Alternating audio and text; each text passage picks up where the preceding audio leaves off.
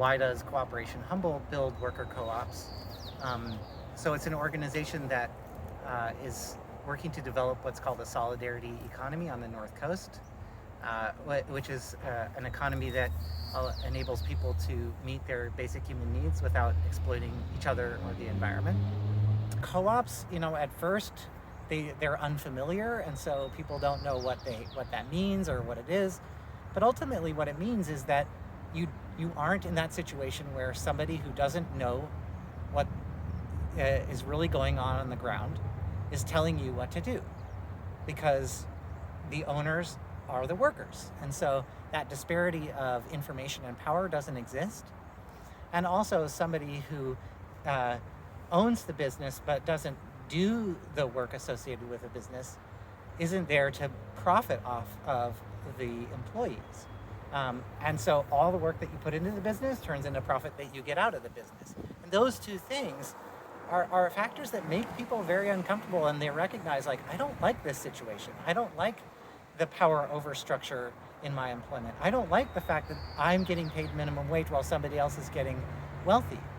And a co-op is an answer to those problems, not just for the individual, but on a social level as well. It decreases the income gap in a major way, and distributes wealth equitably.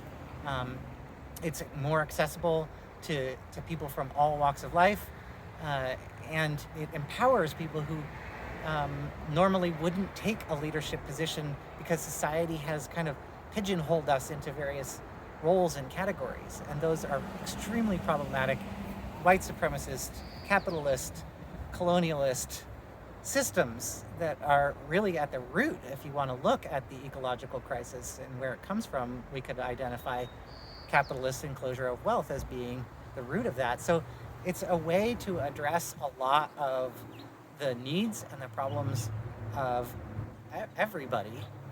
That's why you should start a co-op. We need to educate everybody about the cooperative way of doing business. And with education comes, it's like, even somebody who's thinking about efficiency and the bottom line, when you look at the numbers, co-ops are more resilient during downtime. They have less employee turnover. They have more employee buy-in because they have employee ownership.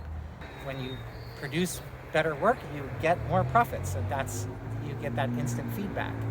And so ultimately, a cooperative business model is actually not just an alternative to the standard business model, it's a better model.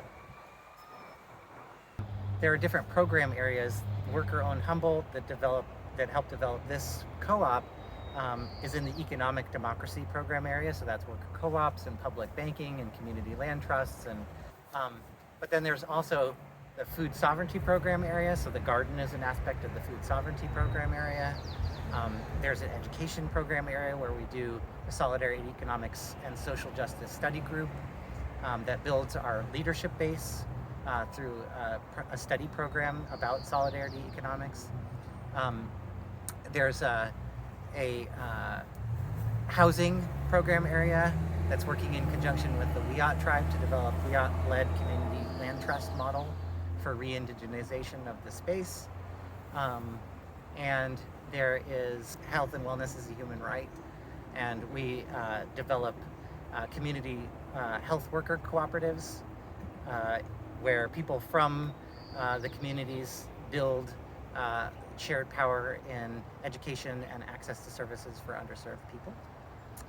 And so overall, that seeks to provide access to resources and power building at a community-based grassroots level to respond to what we perceive as coming ecological and economic changes, where we can either go toward collapse or build something new. And so this is the build something new model.